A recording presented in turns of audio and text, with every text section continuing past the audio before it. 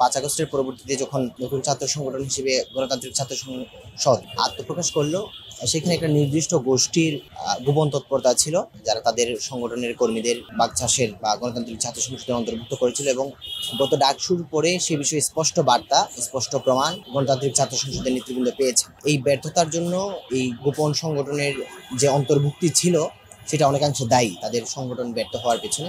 তারা একটা সাধুদ্যোগ নিয়েছেন যে যারা নির্দিষ্ট কোনো এজেন্ডা বাস্তবায়ন না করে শুধু দলীয় স্বার্থে কাজ করে যাবে, সেই মতাদর্শ যাতে সেদিকে যাতে তারা কাজ করতে পারেন, সেই উদ্দেশ্যে তারা নতুন ছাত্র সংসদ ছাত্র শক্তি নামে আত্মপ্রকাশ করেছেন। আমরা জানি এই বিষয়ে এইরকম নামে সেম নামে একটি পূর্ববর্তী সংগঠন ছিল।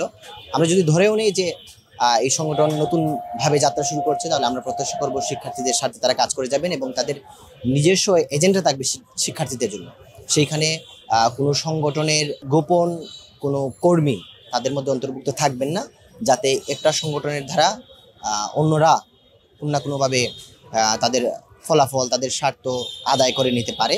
এবং অবশ্যই এটা আসলে অত্যন্ত কঠিন যে গোপন তৎপরতা কীভাবে প্রতিরোধ করা যায়, এটা অত্যন্ত কঠিন। কিন্তু আমরা মনে করি যে বিচক্ষণ নেতৃবৃন্দ জুলাই আগস্ট গণঅভ্যুত্থানে যে নেতৃত্ব দিয়েছিলেন, আমরা তাদের সেই বিচক্ষণতার প্রমাণ আবারও দেখতে চাই এবং আমরা প্রত্যাশা করি একটা সংগঠন হিসেবে, সফল সংগঠন হিসেবে তারা নিজেদের শিক্ষার্থীদের কাছে উপস্থাপন করতে পারবে।